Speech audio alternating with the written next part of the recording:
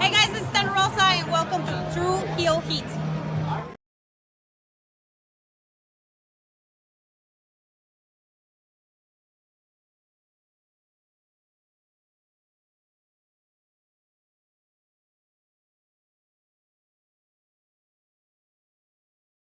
Rob Van Dam, listening to True Heel Heat. Pow!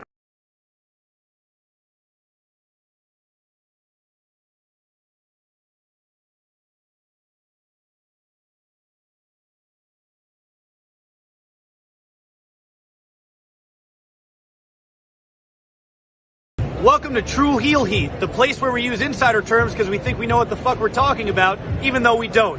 My name's Maxwell Jacob Friedman, and I'm better than you, and you know it.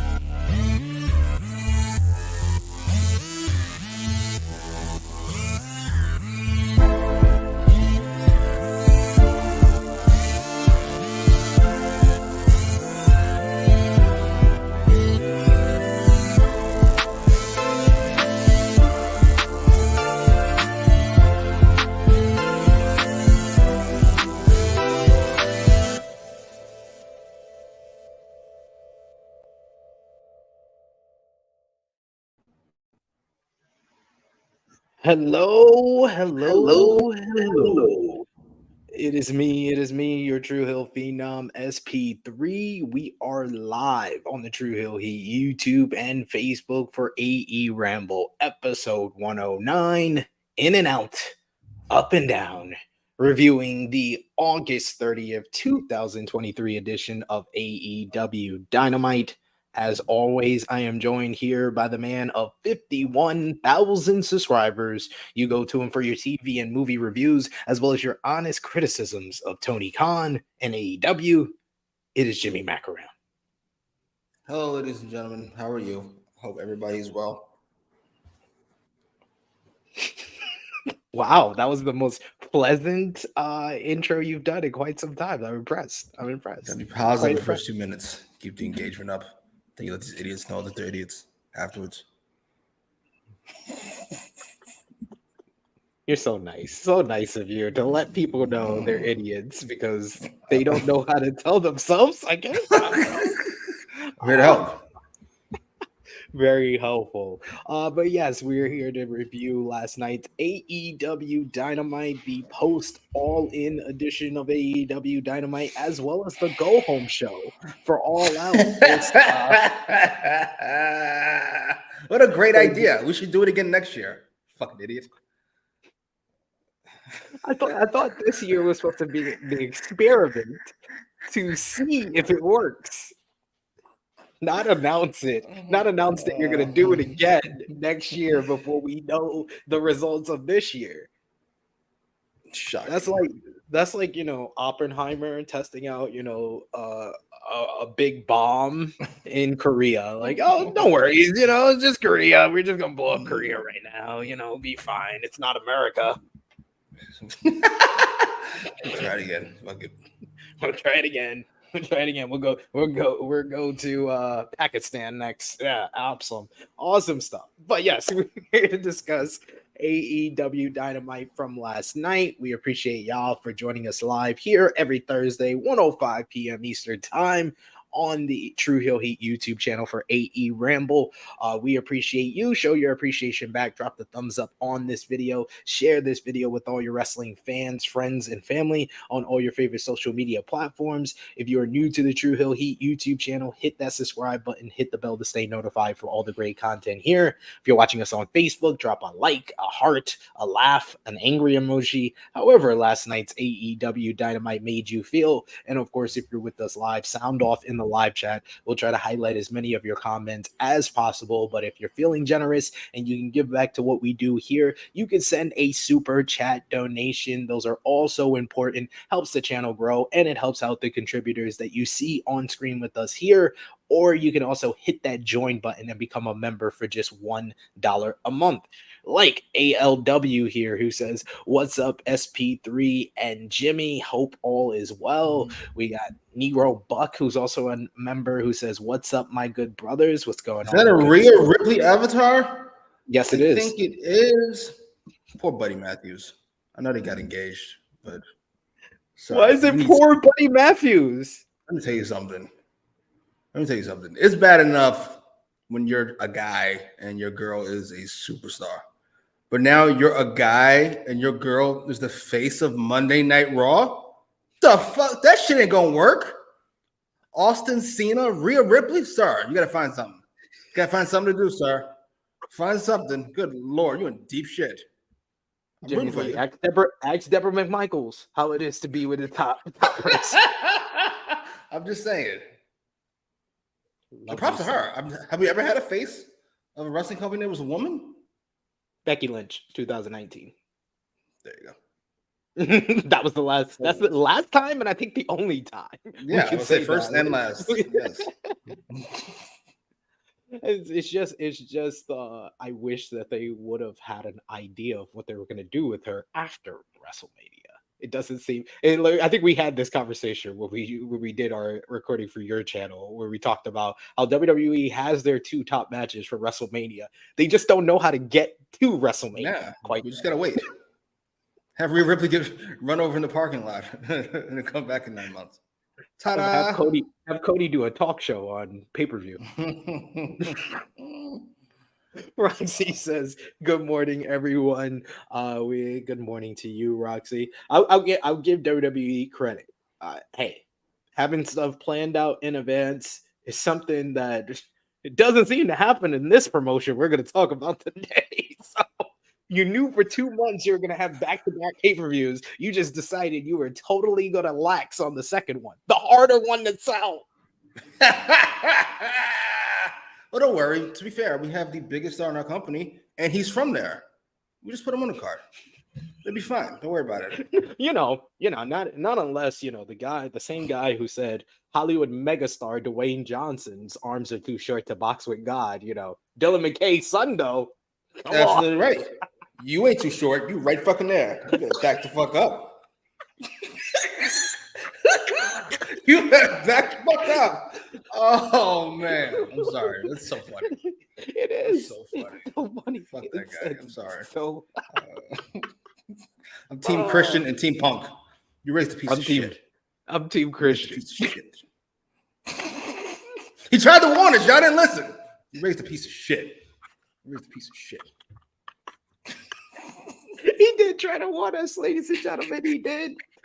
Negro Bug saying, hopefully next year they'll have like 2 weeks in between shows next year to let shit breathe a bit. 3 weeks to a month would be ideal, in my opinion. They already said they're gonna do back-to-back again. He wants to do the bank holiday in the UK, and then he wants to turn around and do the holiday Labor Day weekend in Chicago.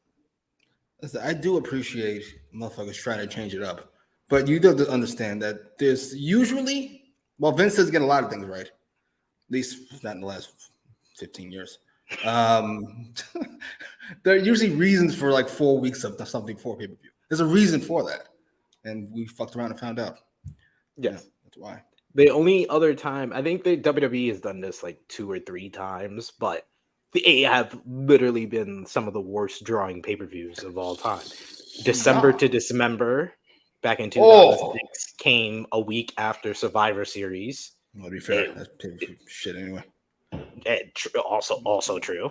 Also true. The last time they did it was 2020. Well, this was in the middle of the pandemic. They did SummerSlam and then they did the next week Payback. That's why Roman wins the championship at Payback after his return at SummerSlam the week prior. That started this 3-year reign that we're still in. Which is wild. I'm impressed. I mean, impressive. Impressive, but still wild. Safed says the Chicago crowd was mid last night. I wonder why Chicago crowd AEW's ever been in front of. I wonder what could have brought them down. I don't know. What the fuck are we doing? I wonder. We're doing this for Jack Perry? You fucking seriously? No, you. Fucking Stone Cold goes upside fucking Scotty Too Hotty's head. They both get suspended. On what planet does this work? No, I don't care what happened. I don't care if he stabbed him. No. So he can go around. He can go around stabbing people. That's what you're telling me. Scotty's out because he stabbed. Yes. That's his suspension. And we watch Austin wrestle. What's the issue? I'm confused. No, let's not do that. Let's not do that, Skip. You can't just go around. This dude went around like he was fucking, like he took the advice of the street kid from Mighty Ducks 2 who said whenever somebody look at you wrong on the hockey field, you just put your gloves up. Goddamn right. That's CM Punk. That's CM Punk. See, I guess we'll get into it. We'll get into it, I guess. We got a super chat donation here. Thank you so much from Kid Get Money. Kid Sends Money. Thank you so much. Appreciate that. He says Hurricane Idea, I don't know, just came through Jacksonville. We survived it just like any other NFL team that comes to play the Jaguars in Jacksonville. I love it. Goddamn right. Very well done. Very well done. Very well done. We got Annika who says they hot collision to make this card good. They got collision to make this card good. No. They can have collision, Dynamite, Raw, SmackDown. It's not happening. Oh, they got until collision to make this card good. They need to add a women's match. Like after last week, you got to add a women's match at least. Women's match? We just gave you 9 minutes during a 4-hour show. What do you want? Goofy bitches, we gave you 9 minutes. Motherfuckers complaining about Becky and Trish. I've heard 2 words about this fucking all in her. Are you fucking serious? Oh, you haven't been looking.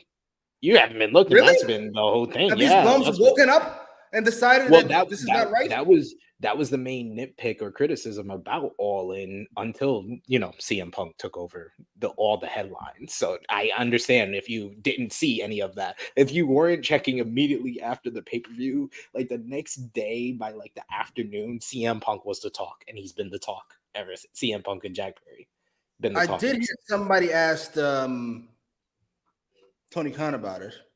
Yeah, in the media scrum, and he gave the most. Do you know who was it? Lyric Wrestling. I just started following her. Good follow. I don't know. Props to her though. Black girl. She was the only. She said that she was the only black person in the media room. This is why AEW needs to be more reliable and get this black man into the media room. Come on, just say. Of course, the black girl had the guts to ask. Fucking Jesus. She was like, I might not be here again. Why not? Appreciate it, man. We got Negro Buck who says SP3. We could talk about that till hell freezes over. Indeed. We got Annika who says, what is Jimmy's rating for All In? Ironically, I had the same feeling about All In that I did for SummerSlam, just to a lesser degree. I think I watched SummerSlam and I went, this is all adds up to about a B+, but somehow I can't give it more than a C. That's how I felt about All In. Like this all feels like it should add up to like an A-. Not going higher than a B though. Some of those booking decisions were fucking egregious, and I will not get past it. I will not let it go. No. What was the worst booking decision to you at All In? The gang full of killers and murderers somehow can't be best friends. Hey, not when they got one of the sticky bandits on their team. I'm just saying. I love and that wasn't worse. House of Black lose to fucking We Road said Dogg that. and Billy We and Chuck? said that though. We knew that was gonna happen. We knew that was gonna. Roxy asks, "What's your best match from All In?" Oh, that's close between the main event and the tag title match. I'm gonna go with the tag title match because After our little talk, I gave the tag title. That was the match of the week for me. I would have bet my life savings that Quick Draw Cash Wheeler cost us that match. But thank God, motherfuckers. The Young Bucks Props to doing the good Bucks. business. The whole entire elite lost on their show. Like, we got to get Takeshi some music. That whirring sound was cute the first couple times. I'm over it now. Like, it's such a downer after you win. It's like, oh, right. Boom. Yeah, and then we got Wrestle Dream in a month after All Out. What is that? Is that the actual name of the pay-per-view? Is it going to be like an NJPW thing? What is this? No, well, NJPW has a show on the same day, so a lot of their top stars like Tetsuya Naito, Hiroshi Tanahashi, Kazuchika Okada can't be on that show. Really, the only like NJPW talent that probably could be on the show is like Osprey and maybe, if she's healthy, Mercedes Moné. Whatever. You guys have to vote with your wallets. People are not voting with your wallets. You keep giving him money. He thinks he's making good decisions. I don't know what to tell you. Yeah. I hope this pay-per-view does horribly, so he doesn't do this again. I never wish that upon them. I am wishing for that on Sunday. No, let's not do this again. But we are not. Talk about alcohol in the background. I'm already in Chicago. This is Stat King's apartment. Yes. Gotcha. I thought you were finally feeling the effects of your bondage. You're doing so well. I wasn't even going to give you a disclaimer for the goofy bitches. The words and opinions of Jimmy Macram do not necessarily reflect those of True Heel Heat, its viewers, or affiliates. I'm going to wear free SP3 t-shirt. Jesus Christ. Yeah, but check out my stuff. They're on my Twitter, whatever handle at True Hill SP3. My star ratings for All In and all the events from this weekend. And speaking of star ratings, we might be doing a new show about star ratings.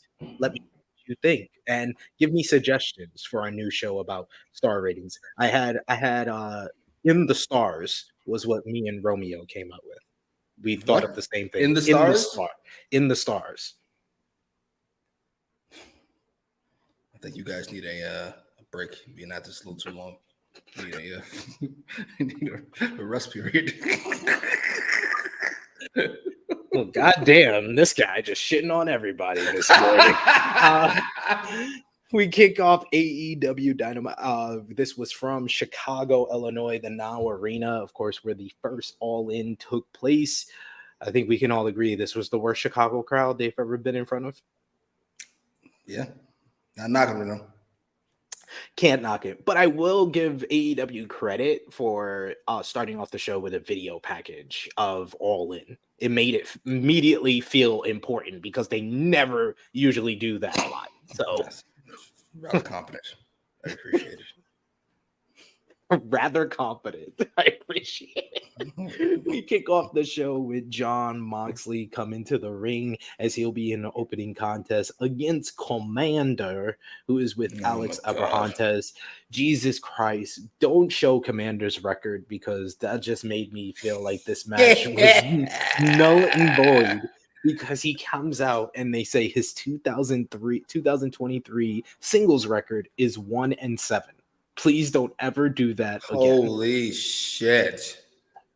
This relatively, usually I would say it went too long, but I felt like the story of the matchup was the fact that Moxley was just playing with his food and trying to test himself and trying to put himself against a luchador, mainly because I think that he had in his mind that he thought that Penta was going to win due to the injuries of Orange Cassidy. So with that in mind, it made this matchup a little bit more enjoyable for me. I thought it was an impressive outing for Moxley, who seriously did not go for a cover or do not look to finish Commander until he felt like he had beaten him sufficiently enough. He puts on the rear naked choke. Commander doesn't is trying to fight out of it. This allows Moxley to transition into an armbar for the tap out victory. This match went about like 9-10 minutes here. Moxley picking up the win ahead of getting a shot at the AEW International Championship coming up this Sunday at All Out. What did you think about this opener here, Jimmy? I don't love Jon Moxley as a wrestler. Like overall, I think he's very good, but as a pure wrestler, he leaves much to be desired. And I fucking hate Commander with the passion. That aside, to me, this is Commander's, I won't say his best. That's probably against Jay White, but one of his better performances. Just less goofy shit. I think there's only one rope walk, right? That's what we call a win. I will fucking take it. And Moxley probably told him, like, I ain't gonna be selling if you want to do multiple walk walks. Why do we have Commander kicking out of a pile driver though? This is just that's gonna be a thing throughout the night. Motherfuckers kicking out of shit they shouldn't be kicking out of on a fucking regular ass Dynamite. Not a regular Dynamite. It's the go home. They're all out. I forgot it's the worst go home Dynamite ever. Right. This was fine. I'm not sure how I'd open after the biggest event in wrestling history, but whatever. I mean, to be fair to them, this probably wasn't the plan to open up the first Dynamite after the biggest event ever. But they had not only just the backstage fight that we discussed, but they had the hurricane that Kid Get Money mentioned in the chat, because a lot of them are based out of Florida. They also had a lot of the talent were given the week off because they thought that Bray Wyatt's funeral was this week. Who wasn't there? Kenny, Swerve, Saraya. It was like a bunch of people. Anyone based out in Florida basically wasn't on the show. Like this Commander Jon Moxley matchup, the reason why I know it wasn't the plan, it was announced at like 7:45. Okay, then why announce it? Jesus fucking Christ. Anyway, focus. He knew he was going to open the show with that, so that's why he announced it ahead of time. So I'm shocked at how bad this roster is. I don't mean that in a rude way, but it's just that a year ago, maybe a year and a half ago, we were like saying this is the second best roster ever behind that WrestleMania 17 roster. It is when everybody is here. Yeah, except everybody will never be there again because Punk can't work with the Elite. Dragon's hurt. MJF does have a Roman schedule, but he will take an occasional day off. It's just this. We still got Moxley doing that same shit he's been doing. Sir, take a vacation, please. Funny you say this, Roxy. Jimmy would lose it in a show about your star rating SP3. That's exactly what the star rating show is about. It's me and Jimmy talking about my star rating and Dave Meltzer's star rating. So if you want a show that is almost guaranteed for Jimmy to need disclaimers as much as he needs here on AEWramble, it's Jimmy talking about my star rating and Dave Meltzer's star ratings. Hypertension in a bottle. Hypertension? Hypertension in a bottle. Fucking Jimmy has a stroke for 2 hours. Jesus. We got shooting stars. We got written in the stars. And we got stargazing. You think written in the stars is the best one? Written in the stars of those three, written in the stars is the best, yes. Yeah. Okay. We got Big Man Dogs. He says maybe you could do a parody name based on Dancing with the Stars. Dancing with the Star ratings. That's not terrible. We got Negro Buck who says, yeah, that Chicago crowd was trash. Just wait till Sunday, though. Yeah, they're going to go from being dead to shitting on everything. I can't wait. I can't wait. And I'm sure it'd be a setup for the women to come after whatever they enjoyed the most. Can't wait for Omega to be heel against babyface Takeshita. Oh, that could be fun. It will be. We got Negro Buck who says same thing. He says, yeah, he was definitely just playing with his food. Yeah, that's what I was like. That was my head canon for this matchup that made it more enjoyable for me to watch. Because I was like, I realized that like I had to watch it back and I was like, yeah, he definitely did not go for a pinfall for much of this matchup. He was really just saying like, oh, I'm just gonna play around a little bit here. If only the announcers were being fucking silly and instead focused on what was going on in the ring. I'm sorry. That's another reason I fucking find Collision to be infinitely better than Dynamite. They first of all, I love Taz. You know this. Taz has way too much fun. I'm sorry. I popped so much for Taz. Oh my god. Wait. We're gonna talk about it later with the segment, but Excalibur and Taz had the best exchange of the night for me during that Acclaim segment. Maybe.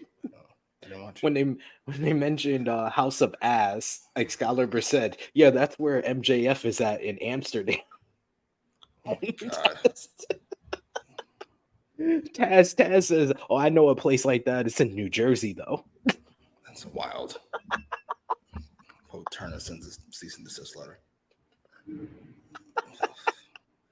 Hey, they have fun. Let them have fun. How about you sell the fucking shit going on in the ring? How about you stop the DraftKings nonsense and instead focus on the fact that he was pinning somebody, you dolt? Jeez, Excalibur stinks. He's not even bad. He's just a bore. He's got this monotonous fucking voice. I just had to watch All In 4 hours of this shit of him talking. Why is Kevin Kelly so much better than Excalibur? When did that happen? I told you Kevin Kelly was good. Yes. When did Kevin Kelly become fucking 1990s Jim Ross? This is silly. New Japan Pro Wrestling. We got Big Man Dogs. He says, I actually thought Commander had good psychology. He didn't do too much flippy stuff, and the finish came as a result of him trying to walk the ropes and failing. Yep. That was very good psychology.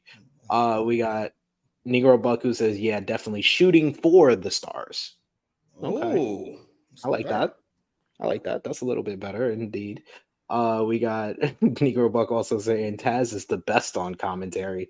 Out of these three, maybe. Sure. He's not better than Kevin Kelly. He's not better than Ian, whatever the fuck his last name is. Ian Riccaboni. He's not better than main event motivated Jim Ross.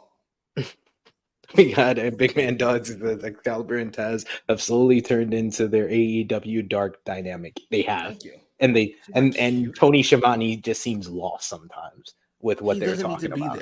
He doesn't need to be there. I love Tony Schiavone. Why is he there? I think you're right, Taz. That was a great point, Excalibur. Thank you, Tony. That's all he is here for. He's here to add the jargon to whatever point they guys make. WW2K ass announcing? Shut up. He's basically Byron Saxton, but he's a lot more likable. We get a video package showcasing Orange Cassidy's international title reign. We also hear from Orange Cassidy, who says you think after All In he'll take a break, but tonight he'll show Jon Moxley why he's not the same wrestler that he was 4 years ago. And that's when it hit me. I was like, oh, okay. And that's what made this show. I was like, okay, now it does make sense if this is the main event, because Orange Cassidy debuted at All Out 2019. So they're probably going to have him main event All Out 2023 against Jon Moxley. How does it make sense? Who cares? So this is, you know what? This is something that Austin win at WrestleMania 14. We're not going to do that. That makes too much sense because he did the Austin 316 speech at King of the Ring. He's going to win the belt at King of the Ring 98. What the fuck? Just do the fucking thing. Well, he's not winning the belt.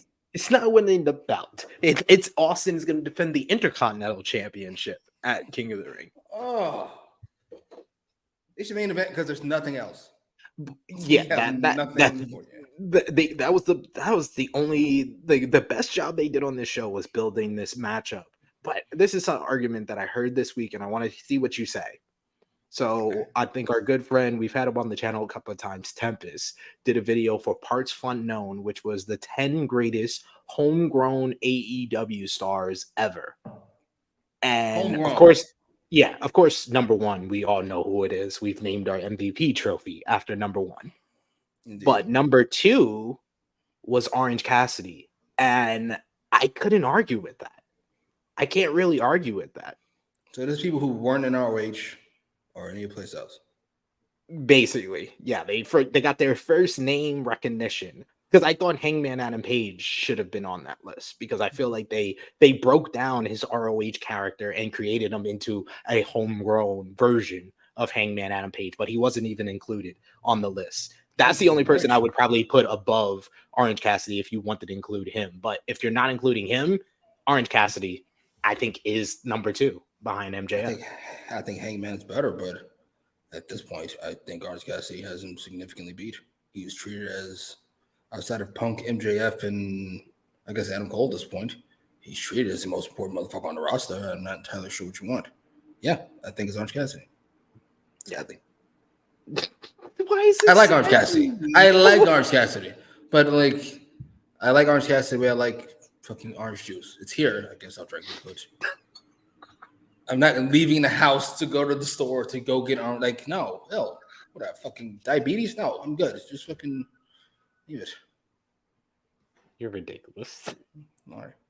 Ooh, Jade. Ooh. We got here. We got Louis. Louis says Jade is number 2. No, she's not. She's not. She's not. She could be, but she's not number 2. She's not. She's not more popular than Orange Cassidy. That's the whole thing. Like AEW, like Jade Cargill is in that top 10. I think Tempest had her at number 9, which I thought was kind of low. Fuck's ahead of Jade. I know number 3 was Britt, which I agree with. You have to at this point. Yeah, number 4 was Darby. Right. I forget who number 5 is. I know number 6 was Jamie Hayter. I know Sammy was on the list. Jack Perry was on the list. But they're in the lower half. They're not in the top 5. Fair enough. I mean, I'm not mad at this list. Jade. Yeah, he did a good job. He did a good job with the list. Jade's missing, so I'm not sure what you want. Darby should be above Britt at this point, yes. But as of like a year ago, I'd probably go with Britt. But yeah, we're not a year ago right now. Caden. Okay, since I have to explain it to you.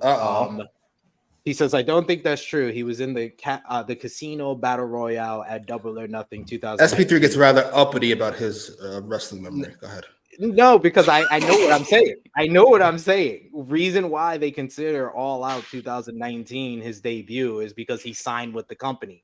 People don't say Jay White debuted at Forbidden Door 2022. They say he debuted in April of this year because that's when he signed. When Orange Cassidy signed was All Out 2019, not Double or Nothing 2019. I'm sorry. I just have to get things straight because it always seems to be Caden who wants to try to test me on my wrestling.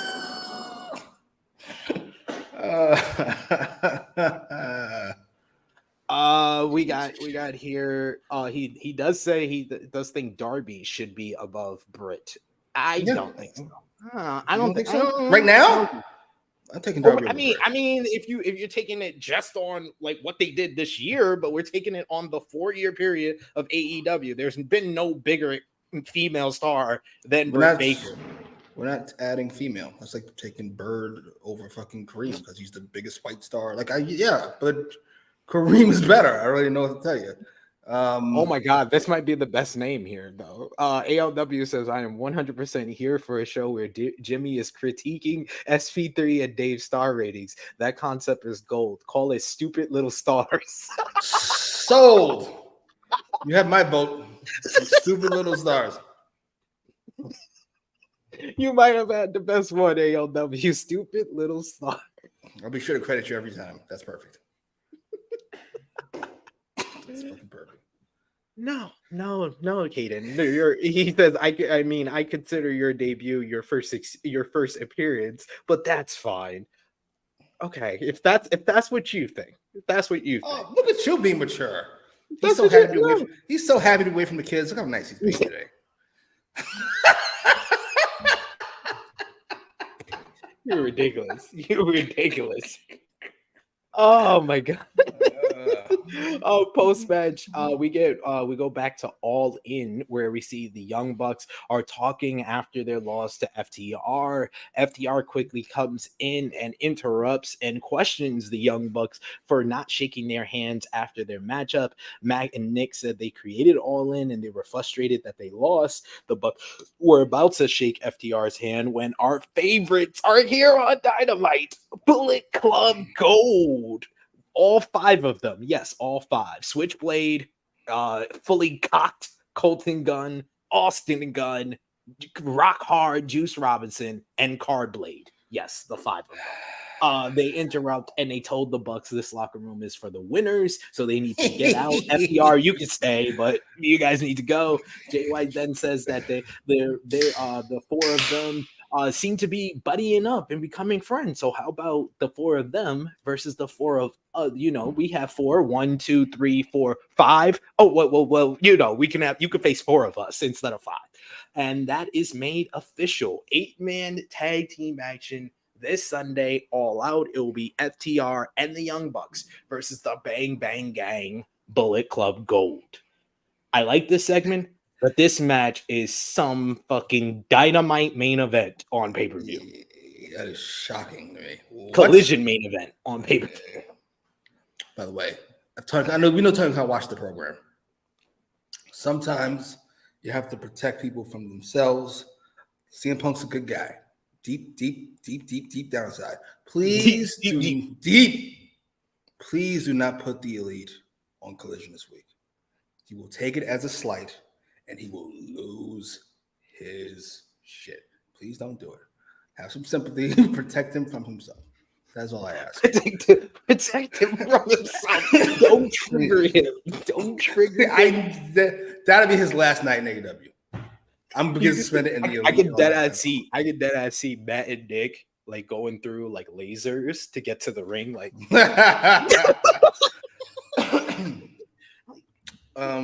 by the way, this high praise coming from me. I've always liked Jay White, but as far as his natural kind of speaking ability, when he's talking, he kind of goes with the flow. I put him up there with Austin and Punk, just kind of natural, just kind of flows. It's like a conversation. Like you're watching a TV show and not wrestling, where everything's so over the top. He's great. He said something. Just the way, even his his body language when he's talking, it's just very like believable. Like that's how he talks to everyone. It's so real. He goes, "There's 4 of you, there's 4 of us. Follow me, Dax. Where are we going?" I was like, "Holy shit, that is fucking perfect." Oh, Team Jay White. Oh, I can't believe how much I like both of those. Best thing.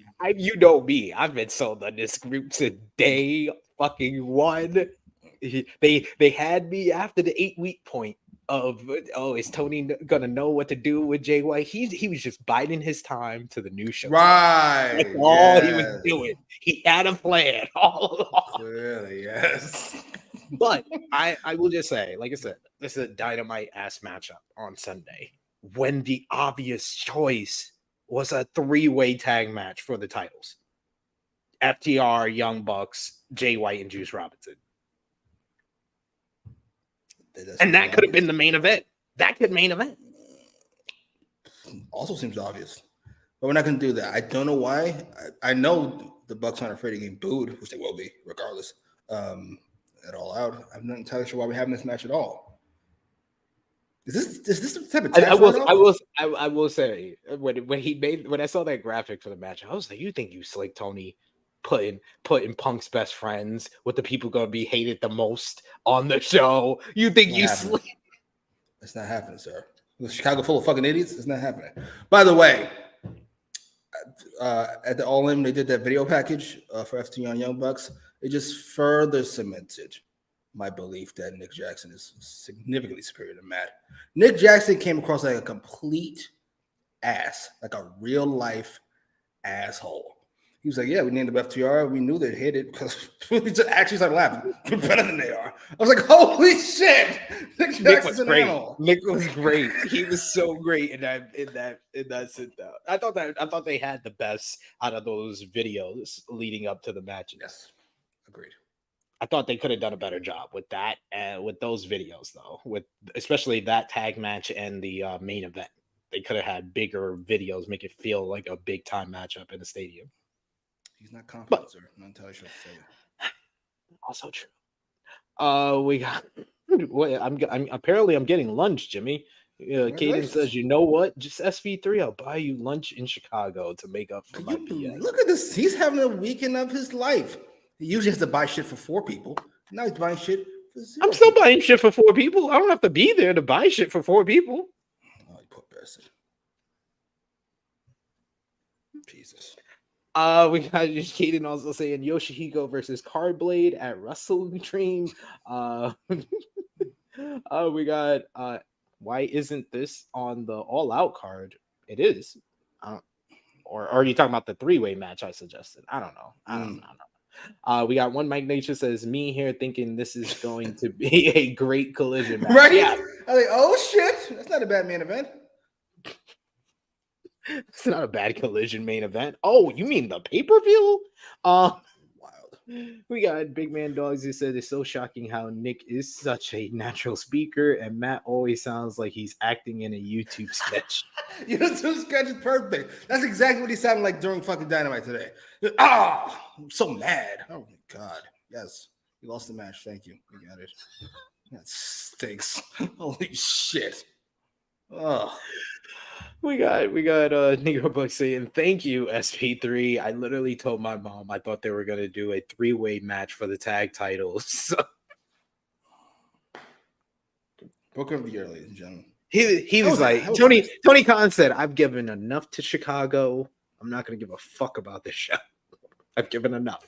Clearly. Oy. Man. We got Caden with a super chat donation. Thank you so much, Caden, for that. He says, "Pump for In Your House All Out." Right? Oh. Yeah. This is some in your house fucking shit, yo. It really is. I guarantee it still does 120. Yo, if it does anything above 100, he's gonna be doing this for like the next 5 years. Yes, and you all have earned it. You'll deserve it. And I don't want to hear Chicago complain one iota. One iota. We get highlights from the Outcast crumbling at All In, and then we go, Jimmy, to quite possibly one of my favorite parts of this whole entire show.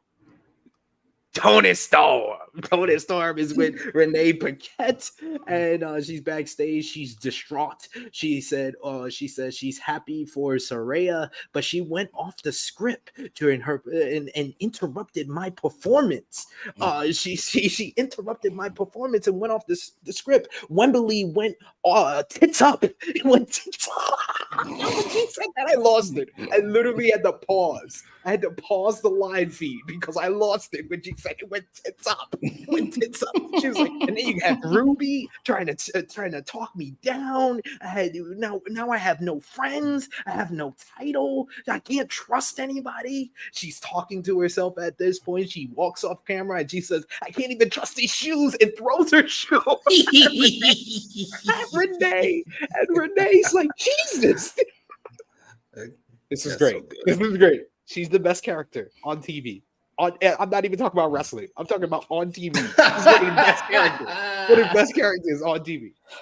It still came out of nowhere on Collision however many fucking weeks ago. And I've loved it ever since. It's so over the top, but it works. She does look like a 1930s starlet. She's blonde. She does her hair up properly. She got some decent facial expressions, and she had the rollers. She had the rollers in her hair. Yes, like they got out of the locker room. This is wild. She's so good. Oh my god, where's this been my whole life? This has been her whole life. Went tits up, tits up. She sounded so indignant. Like I'm not entirely sure what you do with her though. I don't even know. I don't even know. Just tell me what you're doing. That's fucking. I honestly feel like. The best idea I heard was from Stat King because we were talking about it before we went live, and he said, "I doubt that." What the only idea you heard? No, this is the best idea I heard. This is the best idea. No, it wasn't. It was the best idea. You haven't even heard it. I know it's from Stat King. Why are you mad at Stat King? Why are you not friends with Stat King now? Jesus. Do you like anyone on this channel? I literally had to talk you into staying. Obviously, you don't like me that much. Jesus. I'm joking. I like that King. The idea he said was Ruby wins on Sunday, so Toni is the only one from the Outcast that doesn't have a title. And I was like, yes, she'll go more insane that all of her friends that she can't trust anymore are now champions and she's not. I don't hate that idea. I mean, you kind of fucking Statlander over, but yeah. But do we need another long TBS title reign? Do we? That's hilarious. How long has it been? It's been like 2 months? It's been since May. That's like 4 months. May 30th or something like that. It's up. Should have called this episode "Tits Up." Wembley wins. Tits up. With tits up. Negro Book saying Toni Storm is delivering some amazing character work right now. I absolutely agree. Yeah, that I can't even trust his show. Renee's reaction, by the way, fucking perfect. What? Jesus. We got Annika here, who I guess doesn't listen to commentary or doesn't read the news. Who says, where is our new women's champion? Well, she actually was a victim of the whole travel thing with the hurricane because she's from Florida. She was also already given the week off because she basically is the closest, probably I would say probably the closest on the entire AEW roster to Bray Wyatt because they came up together in developmental. So regardless of whichever way you spin it, she had a couple of reasons why she wasn't on the show. I would have done a video package just dedicated to her. I know they showed clips of her winning, but something they could have pre-taped. They did the pre-tapes with MJF and Cole and the Young Bucks and FTR. They could have done something like that for Saraya. Could have worked, but it didn't happen. I wonder why. Also true. We got Negro Bug says, I like that idea. SP3. We got Roxy. He says, I think Jimmy only has a handful of people he tolerates. Yeah, I wouldn't say Jimmy likes me. He tolerates me. That's not true. You're one of my closest friends.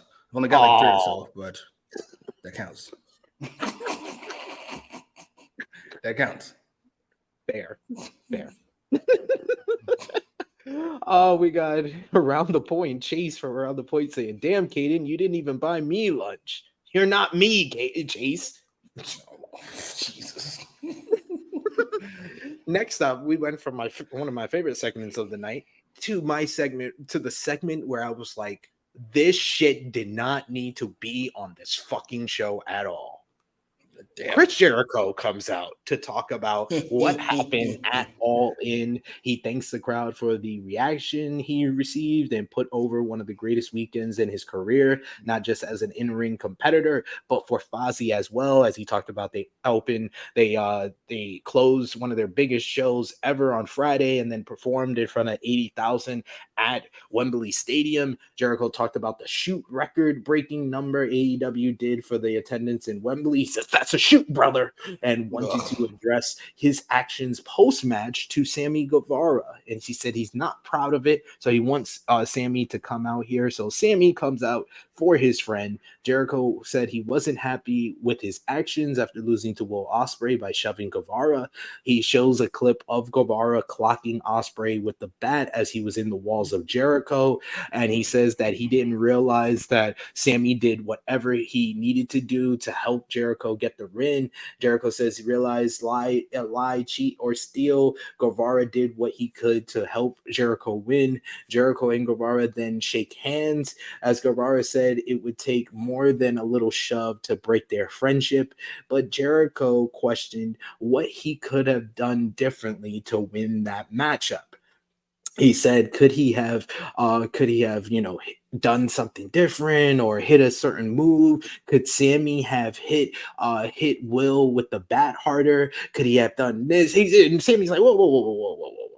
What was that last part? What was that last part you said there? I didn't. He says, yeah, you could have hit Ospreay with the bat harder. Guevara questioned, well, maybe Jericho could have hit the Judas effect harder, and maybe he could have won. And Guevara brings up the fact that he left his pregnant wife to be there for Chris Jericho, and wonder if it wasn't for having Jericho's back, would have Guevara been on wrestling on that show instead of Jericho? He comes back and says that most of the people, in the locker room would have loved to be in the position that Sammy was in. And he says maybe if Sammy would listen to his advice, he would have beaten MJF when he got a title shot. And he says, well, you bring up the championship. He was like, it was here at All Out 4 years ago. You won the championship. And what did you go and do? You went and lost the title at a freaking steakhouse. This leads to Jericho getting upset. They get in each other's face. It looks like they're going to come to blows, but Jericho wants cooler heads to prevail, and he says the sex gods should start their road to what they always should have done, and that's win the AEW World Tag Team Championships. Guevara shakes his hand and hugs Jericho as the wheels haven't officially fallen off quite yet, as Jericho says that next week they start the road to the AEW World Tag Team Championships, and they'll get there because they're the sex gods. So in the end, this accomplished absolutely nothing. I feel like this did a good job in killing the crowd, because the crowd was a little bit more vocal for the opener, but after this matchup, it felt like a steady decline in the crowd energy, because they got them up, they got them invested in this segment just to let them down with the worst possible conclusion of them still being on the same side. Waste of fucking time on this show when you are building to a pay-per-view on Sunday. At least you could have done the Sex Gods versus FTR there. You could have done Sammy versus Jericho. Sammy wants to prove himself to Jericho that he's worthy of being Jericho's partner. They're going to have a friendly matchup on Sunday. They could have done so many different things. They did a whole fucking 15-minute segment for something that's not on the show on Sunday. Waste of fucking time. How do I say this nicely? Well, let me start with my nitpicks, I suppose. I don't believe we should be announcing stuff for next week or for Rampage or for Collision until the second half of the show. That's just my general theory. It means we lack urgency. Nobody needs any of this. No, can I get? I'm going to let you finish, but 100% agree with you. When they started off the show with Moxley and Commander, I'm like, you should probably start off with something that follows up from All In and transitions into All Out, or at least a matchup for All Out. That should have been the first segment of the show. Like that, I totally agree with you. Just how this first 30 minutes, 40 minutes of the show went, there was a lack of urgency for the pay-per-view. I think Tony Khan's phoned it in. I don't think he's very good at this to begin with, and I think when he's not trying, he's even worse somehow. None of this works. Let's forget that they did not fight at pay-per-view. Neither one come across particularly likable. Sammy's dropping these insider references that 90% of the crowd's not going to get. You lost at a steakhouse. Ha ha ha. Look at nobody laugh or comment because I don't know what the fuck you're babbling about. And then it ends in we're going to go after the tag team titles. We don't, what? Matter of fact, I don't get it. Which is weird because I was so high on Chris Jericho coming out of pay-per-view. Though mostly through the Will Ospreay. Second best wrestler in the world. The best active wrestler in the world. Thank you. I was going to say the best non-injured wrestler in the world. But yeah, this is what it is. We shouldn't really consider All Out a pay-per-view because they don't. So why should I? Fair enough. No, for money. You could have just put it. You should have talked to WBD about putting one of these shows on Max. Like, especially this show. This show should be on Max. This should be. It's egregious. Get a couple of subscriptions for Max. Why not? Why is Sammy so over? He's not so over, but compared to where he should be, he's very over, and I don't get it. I was very disappointed in Chicago that they just said the fucking chant Sammy for this bum. No offense, sir. Sure I mean, in comparison to Jericho, wouldn't you cheer Sammy over Jericho at this point? I mean, that's true. But I thought when Sammy said, I left my wife. I thought for sure that was an opening to say which one or something of the sort. No, we're still avoiding that, I suppose. Fair enough. We got Louis who says Jericho back to claim the award that should bear his name. Hilarious. We got one Mike Nation who says loved how Jericho tried to wait the fans to cheer Sammy, and it's like 10 people and the rest booing. He's got hawk ears though, because he could hear the Sammy chants way the fuck over there. It was one person. He was like, yeah, Sammy, yeah. Agreed. Frantic Girl says Chris Jericho and Sammy won me over with this promo, but Sammy needs to face Jericho in a match. Then they didn't win you over. If they won you over, you would want to see them as a team, but they did not win you over, obviously.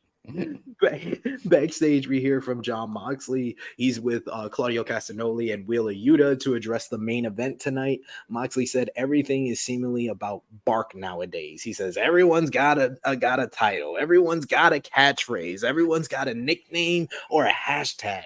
They're about the sport of wrestling, and he says everybody's about bark, but he says on Sunday at All Out, whether it's Orange Cassidy or Penta El Zero Miedo, it will be who has the most bite.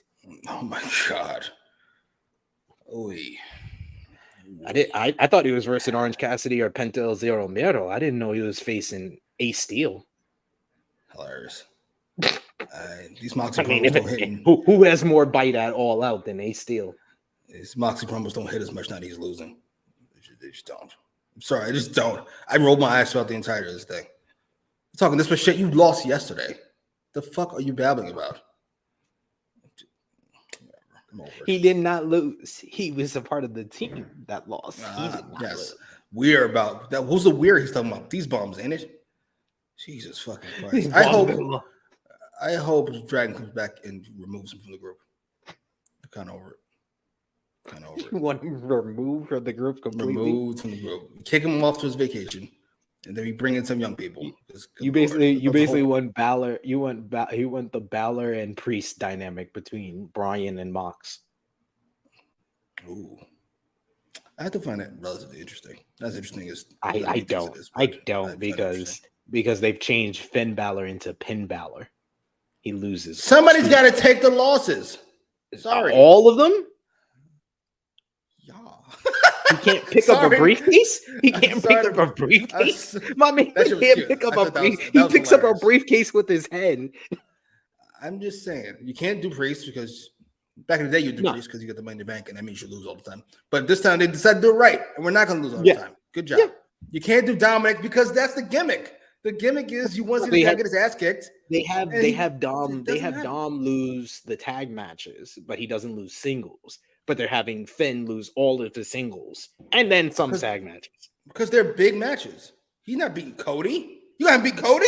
No, I would have had him beat Seth. Maybe I would have had him beat Seth at SummerSlam. Yeah, I thought that was the best result for that. Now I think the best result for Saturday is they lose that tag match and then Priest cashes in Money in the Bank because Rhea said, if every member of Judgment Day doesn't have gold after Saturday, then she's going to make changes. So leave Balor as the only person. Only in the wrestling world does this work. Like, looking, Rhea Ripley is very strong for a person. She's impossibly strong for a woman. Damian Priest could pick her up and throw her about 100 feet.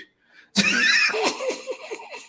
the fuck is she going to do to Damian Priest? Stop it. Or even Finn Balor for that matter. Stop it. Also true. We got Romeo who says, damn, SP3 turned to all that alcohol in the back after last night's Dynamite. Wasn't here last night. I just came today. So, yeah. Kingston. We had Eddie Kingston defending the NJPW Strong Openweight Championship against Wheeler Yuda or Healer Yuda as Yuda attacked the injured arm that the Blackpool Combat Club injured of Kingston before he went to Japan for the G1. And this matchup turned out to be a very hard-hitting matchup. I think that Wheeler Yuda has been becoming more aggressive, a little bit more hard-hitting with his style, and he did a good job of working over Kingston's arm, which sets up Kingston to do what he does best, which is rally, come back and beat the hell out of somebody. And I love the fact that he fought through the pain and actually used the injured arm to do the spinning back fix of the future, the Hurricane, and got the win over Wheeler Yuta here. Strong win for Eddie Kingston, retaining the NJPW Strong Openweight Championship after the victory at AEW All In. After the matchup, we get Claudio Castagnoli coming down to the ring, completely no-selling Kingston, not even want to make eye contact with him as he goes around the ring, picks up Wheeler Yuta, and heads to the back. It was then announced on social media following the show by AEW President Tony Khan. This Sunday at All Out, it will be Eddie Kingston teaming up with Ring of Honor Pure Champion Katsuyori Shibata to versus the Blackpool Combat Club's Claudio Castagnoli and Wheeler Yuta.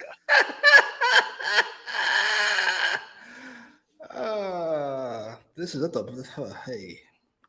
I love how this is why you gotta have competition. You gotta have competition between companies. I love that they decided to do a WWE Raw ass pay-per-view for Payback and fucking Tony Khan. I could beat that shit. I could beat that shit easy. And it gives us this fucking Dynamite ass fucking like, what the fuck is this? Holy shit. I don't even know what to say. The match was good. I hate Wheeler's outfit.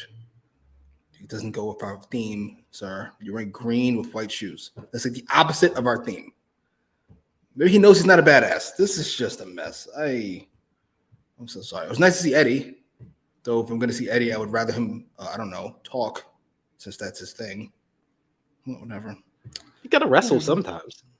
Does he? But does he, though? Why?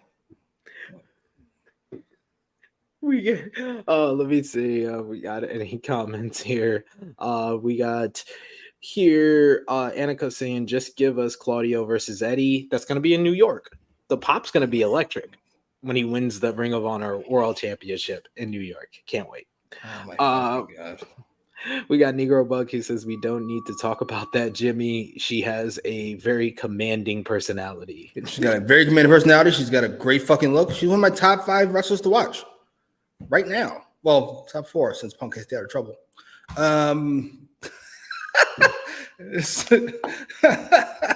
It's her and LA Knight and Ricky Starks and MJF and CM Punk. But, yeah.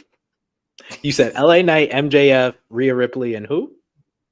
Ricky Starks. Oh, okay. That's fair. I like that. I had to whip his ass. Ricky Starks is hilarious. We got one of the same. MJF is definitely in my top 5 now. Now, where you been? No, MJF's been in my top. Been in my top 5 since like 2021. Yeah. But I got, also Kenny Omega in there, Will Ospreay. But yeah. We got here Roxy who says, this what happens when you have 2 pay-per-views 1 week after another. Yes. Indeed. You tend to get into these type of things. We got Kaden giving us an update saying media call started. He won't comment on Punk, obviously. That's why I'm not even wasting my time with the media call, because he's not going to talk about the things that nothing. Yeah, we got Trey who's saying, I guess, about Grand Slam, but that's so far away. It's literally 3 weeks away. like it's not that far away at all. Outrageous. Not that far away at all. It's not that far away at all. What the fuck are we doing? We get a video package of the All-In main event with MJF retaining against Adam Cole, and we then go to post-match comments backstage with MJF very upset with Adam Cole that he's made him wrestle more in the past month than he ever has in his entire life.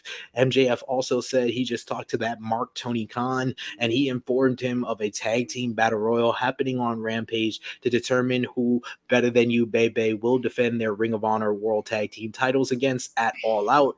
He also says there will be a tournament to determine who will face MJF for the Triple B at Grand Slam on September 20th. Get your tickets now. MJF said he needs a week off, so he's going to Paris, eat a baguette, bang some rats before coming back to hit a kangaroo kick, a double clizic with Cole, and to retain the titles at All Out. How's that sound? And Cole says, you deserve it, buddy. I'll see you at All Out. And it was made official. The ROH Tag Team Battle Royal this Friday on Rampage. And as well, the Grand Slam tournament, which we got more information about later, which we'll get into. But what did you think about this? MJF basically doing his best Excalibur impersonation by announcing multiple matches and setting up multiple weeks of TV and pay-per-view. It worked for me. MJF's great. It did too. I like the dynamic. It felt more real than most of the shit they do, which people enjoy, though, so I can't knock it. I was not a fan of the way the pay-per-view ended, but whatever. Fuck it. It's fine. It's fine. This is fair. This is fair. You did say you wanted a conclusive finish, but did say that they were going to do something similar to Bulldog and Brett, and you did not like it when I suggested it, and yeah. It's the biggest show ever. We end with a roll-up. What are we doing? What are we doing? Come on, Trey. You can come to New York for Grand Slam, and you can buy me lunch then too. Just buy me lunch. That's all I want. We got a Caden, and he says he is back from Paris and confirmed the rats were decent. There we go. MJF's character doesn't seem like he'd much care about what the rats were or were not. He's in and he's out. They just have to be white, blonde with blue eyes. Yes, and he drops his money at the door. Didn't look at him. Just fucking throws it over his shoulder and just leaves.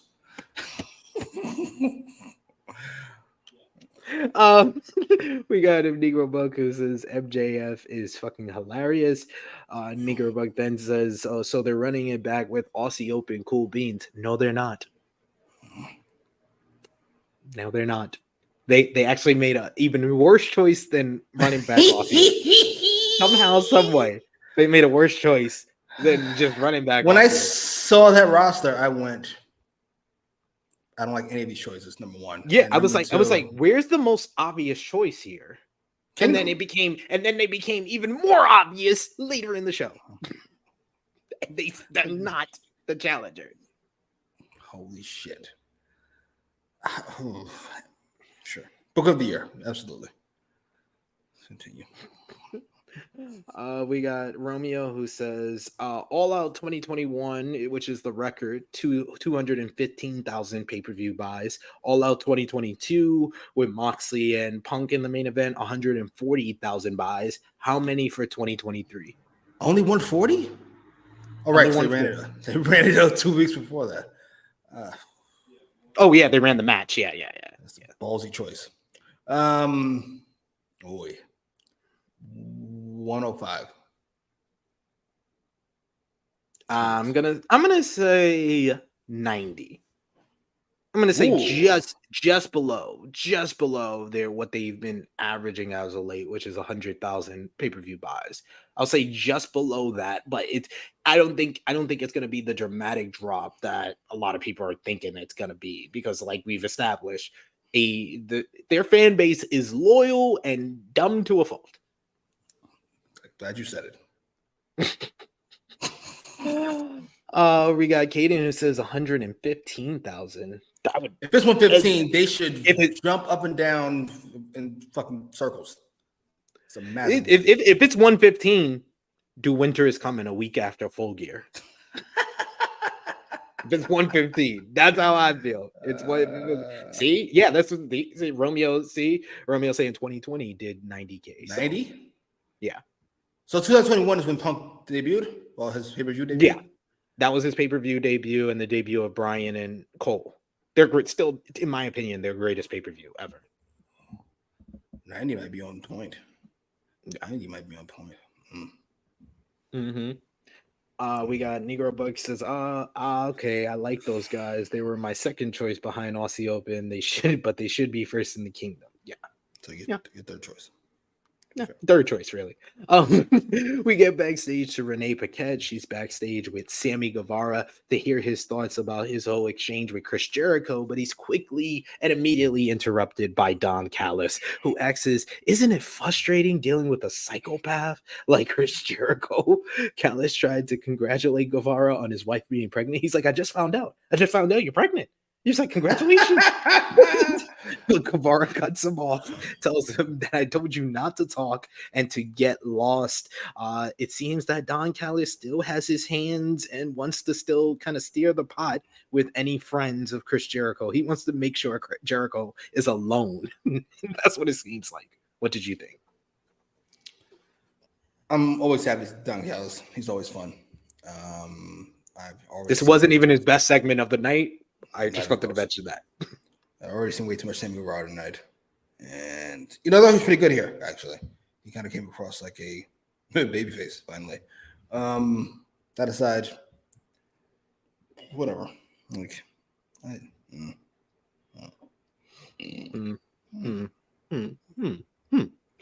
Next, we have Adam Cole, baby. He comes out to talk about the all-in main event.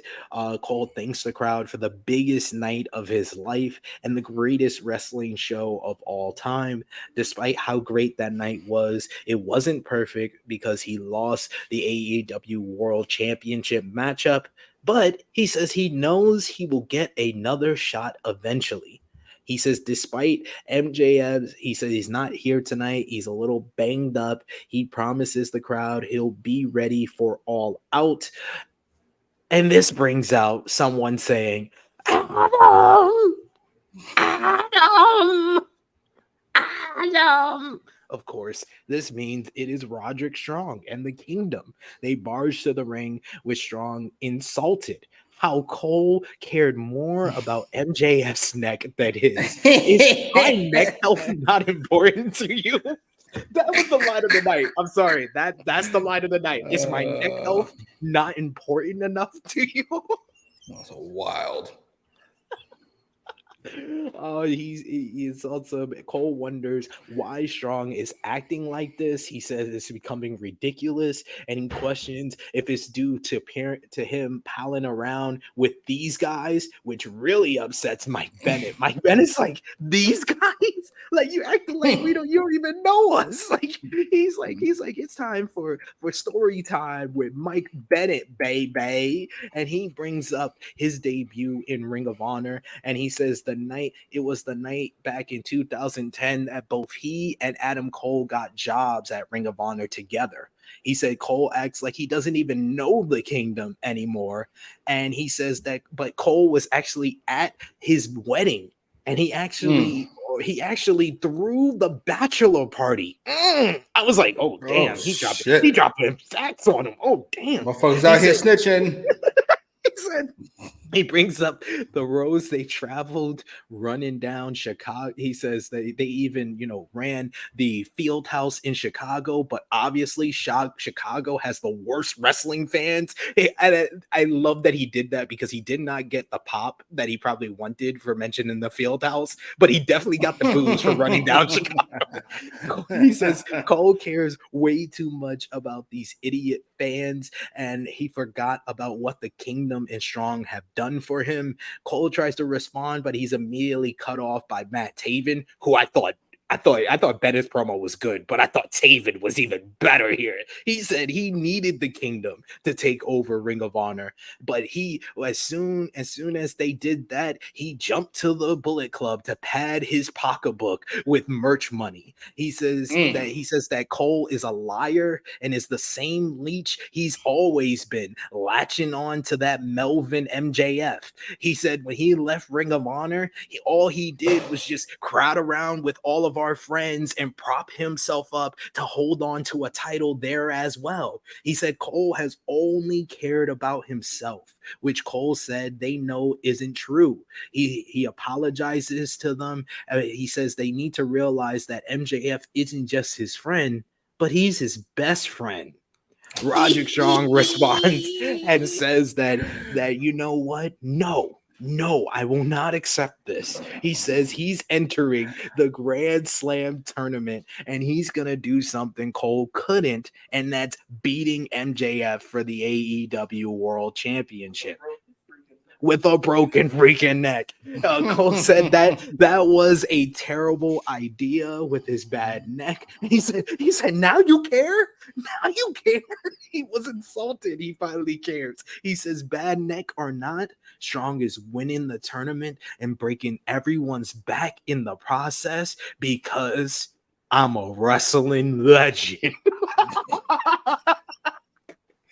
Roderick Strong has done some of the best character work of his career, and he might be about to headline Arthur Ashe Stadium. I don't think there has ever been someone who has immediately been thrusted into a top program after leaving WWE for AEW. This might be the first person. But immediately, you're rather generous. You're immediately. He debuted in like May. That's almost immediately. The program started the next month. We don't need another long title reign for Buck Statler, and that was forever. It was May. Now it's right away. It was May. The program started in June, so he came in May, and then he was in the top program by June. This was great. This was the best segment of the night for me. I thought everybody did a great job with their promos. I thought everybody did a really good job. Yeah, I can't say anybody let themselves down. Roger Strong is still the least charismatic person on the planet, but with the gimmick, it just kind of works. It's just he just feels perfectly whiny. Did we go too hard at Adam Cole? It felt rough. Like if he's turning heel, it's no big deal. It's fucking gonna be heel anyway. Yeah. But I was Team Kingdom once it was all done. I was like, holy shit! I just told you a new asshole, and your response is he's my best friend. That don't work. Fuck you. You did not counteract anything that we've said. Like you did not say that you remember when I did this for you or anything like that. You just tried to mention that he's your best friend. Okay. That doesn't solve anything. This works. The second they started buying into Roderick Strong is fucking creepy ex-girlfriend, it has worked surprisingly well. I am such a fan of the story. Much like, I will say this is going to sound odd. You guys might not agree. But I feel about this story the way I feel about the recent Bloodline stuff, where I go, this is good. It doesn't need the belt. It just doesn't. I'm sorry. I don't know what to tell you. Nah. But it's the best thing. So kind of wanted to have the belt. You kind of wanted to have the belt to have the attention on the best thing. So I get why both have the belts involved, but I just feel like everybody is playing their role very well here. And Roger Strong's, of course, been the biggest surprise because we've never seen him. We didn't think it was possible he could pull off a character like this, but Taven and Bennett, I thought they did a really good job with their promo. And they, like I said, I thought Taven was a lot better, like using the history. This felt like one of the rare times where they used the history of Ring of Honor and it helped something in AEW. Yes, it wasn't just a fucking random add-on. Hey, this happened 5 years ago. Who cares? What? Exactly. There was a reason to bring it up because it establishes that Cole has always done this. He's always been a bad friend. What a scumbag. I can't wait for the turn. Yo, he had me in that matchup. That was the highlight of that matchup, is how aggressive and how heelish Cole worked, because I thought it was going to be babyface versus babyface, but they clearly established that Cole was the one willing to do a little bit more than MJF. Shit. MJF was the babyface. Cole was the heel. And Jeff's like, I don't know if I should. And Cole's like, shit, I'm doing it right now. That brainbuster on the steps, my lord. Oh my God. I was like, Jesus, don't kill. That's your friend. No games. We got Caden who says, I still think Punk Ricky ends up on the show, to be honest. So I could see it doing late by. Oh, that's how you got 115. Oh, okay. Yeah. Well, if that happens, then yeah, you make it 115. Sure. I don't think it's going to happen. As a matter of fact, I'd put good money. It's not going to happen. There's no way they're unsuspended. And if it's a work, it's going to be Punk and Jungle Boy. Exactly. Punk and Jack Perry would be the matchup to do that. Big Man Dog. Everyone loves the Adam. I need a shirt. He needs a shirt that just says Adam. There you go. Stat King says Punk versus Jack, first blood. There you go. There you go. Our first punch. First punch wins. Punk versus Jack Brawl. There you go. There you go. We got Negro Bug saying Adam makes me laugh every time. It pops me so much. So much. We got here Caden saying that Tony said he's hoping Athena Billy gets added to 0 Hour, waiting for Athena to get cleared. Imagine putting in all this work, becoming the baddest woman on the planet, and your boss hopes he can get you on 0 Hour. Well, thank you. Appreciate it. I appreciate it, sir. I appreciate it. Get you on 0 Hour. Thank you, sir. Thank you. We got Negro Bug said Mike Bennett was spitting on the mic. We got EBB who says Roderick amuses me. I hope bad things keep happening to him so I can see him. Yes, it should be a running gag for at least the next year. Cole should turn and join the kingdom, but only if Roderick gets kicked out. We got Big Man Dogs who says Roderick is the kind of guy to keep wearing the neck brace after he's healed just because he gets him attention from strangers. He is Vince McMahon. He's Vince McMahon during the steroids trial. He's Vince during the steroid trial. That's his gimmick. He's Vince during the steroid trial. We got a Negro Bug saying Mike had receipts. We also got Trey who says talk to him, Mike. We got Francis World who says this is so good. I kind of want to see Roger Shaw versus MJF. I think that Cole is in the tournament. It comes down to Cole versus Strong for the title shot, and MJF at ringside has to watch Cole beat up his former friend and work over the neck on his way to another title shot and realize that he's watching his fate. That felt a little too artistic towards the end. I'll switch it to the end there. I think all those things will happen, except Cole just beats Strong. That's it. Let me get the match. Just go to the match, please. Just get to the match. MJF losing in New York. Oh my God. They want the you want to turn Cole heel. That's how you do it. You give us Eddie winning and MJF losing. Oh my God! You get the biggest pop and the most heat on one show. That could be really good. That could be really good. Louis saying Roddy and Tony carrying the industry. I don't know about all that, but they're great. We got Romeo says, how much of the AEW audience do you think is annoyed by this ROH infusion? 15%. Yeah, I was going to say like 20%. Yeah, it's very minuscule, but when that 20% seems to be the loudest in the room, it seems louder than it is. They're the ones that tune out during the Forbidden Door build-up, and that tuned out during the ROH stuff last year, I think it was. Yeah. It's enough where you notice, but not enough where you should be overly concerned. Exactly. We hear from Penta, who is ready for tonight's matchup. Alex Abrahanta says Penta says he's going after revenge. He wants his hands on Mox for what he did to Phoenix last week, and he'll have to go through Orange Cassidy, his partner from Sunday, to get to it tonight. As he says that it would be appropriate that Penta wins the International Championship, his first singles gold, in the same place that he won the tag team titles with Phoenix back in 2021. So I liked all the build. Like I said, the show was really focused on making this international title match for Sunday feel as big as possible. So all the promos before the main event just made it feel bigger for the main event. Yeah, but you know the finish. So this kind of feels like a waste of everybody's time, does it not? Just me? Fair enough. We get skip the part where Orange Cassidy wins, please. We get trios action. TBS champion Chris Statlander teaming up with Dr. Britt Baker, DMD, and Hikaru Shida to face Nyla Rose, Marina Shafir, and Emi Sakura. This is your standard trios multi-person party matchup, but most of this matchup happened during the commercial. So out of the 8 minutes they were given, we only saw about 4 or 5 of them in the end, it was Chris Statlander who took out Marina Shafir after Baker and Cheetah had a disagreement before the matchup. They had a disagreement during the matchup, and then after the matchup because Cheetah blasted Baker during the match.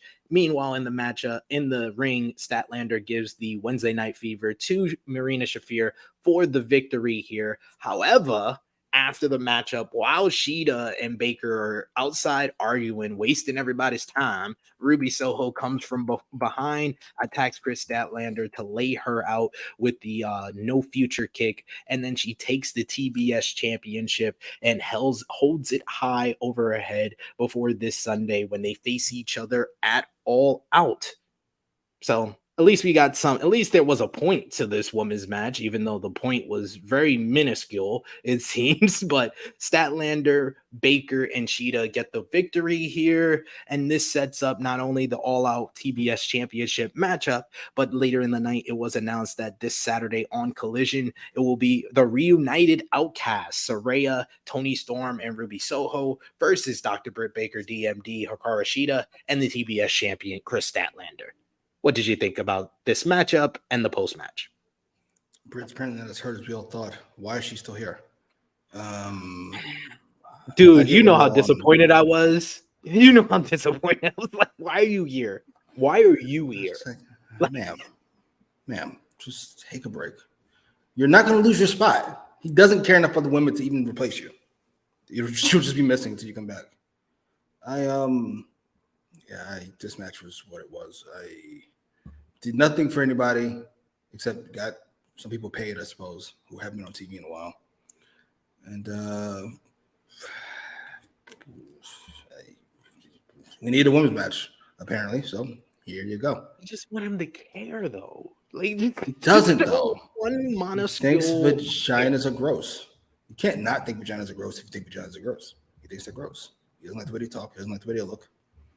They make weird fart noises if you go into weird. It's just a lot. He's not a fan. I don't know what to tell you. Negro Buck talking about my Grand Slam idea, saying give them the highest of highs and the lowest of lows at Grand Slam. SP3. We got EBB says Penta El Zero being Penta but red and more taunts will never not be hilarious. Yes. That's the only difference. Only difference between the two. Hayden says the Grand Slam should open with Eddie, close with MJF. Absolutely. And with the heat. And with the heat. Absolutely. Indeed. We also got a super chat donation from Caden. Thank you so much, Caden. We appreciate the love, the support. He says, honestly, getting real tired of Tony booking the woman terribly, and I think others are getting there too. Is actively ruining my enjoyment now.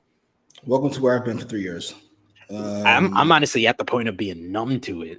Like I get surprised when he does make a good booking decision. Like I'm pretty much like, this feels like 2008 WWE. Ooh, you know what you're gonna get. You know how much time they're gonna get, and you know it's not gonna have a lot of care to it. Let's look at the positives here. Ready? Positive side. We could be building up Britt and Sheeta, maybe.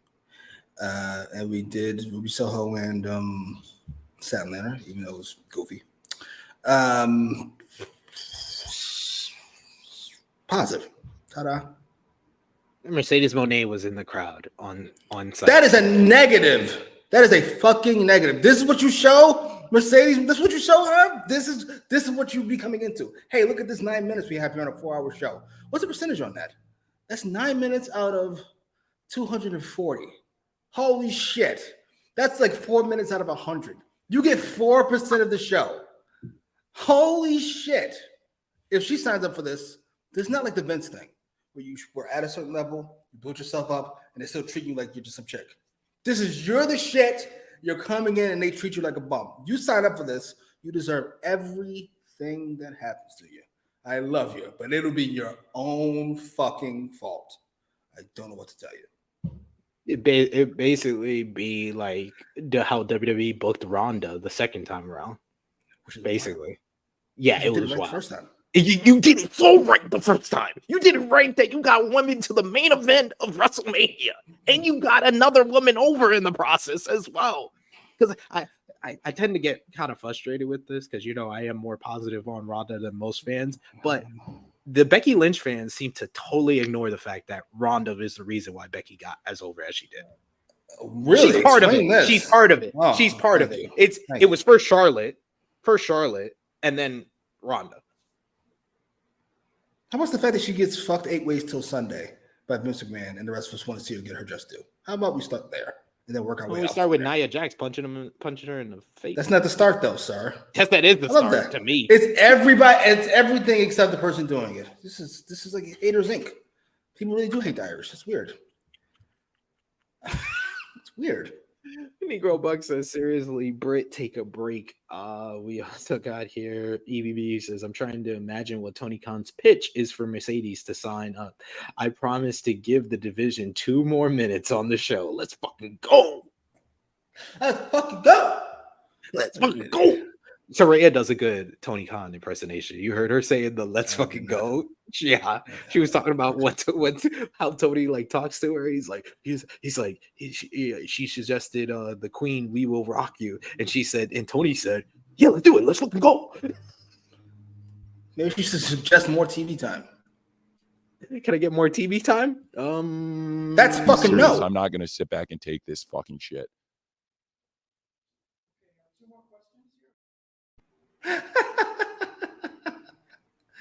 It's the girls came backstage and were like, you know, could we get like maybe 2 more minutes on this 4-hour show? And Tony said, That's fucking bullshit.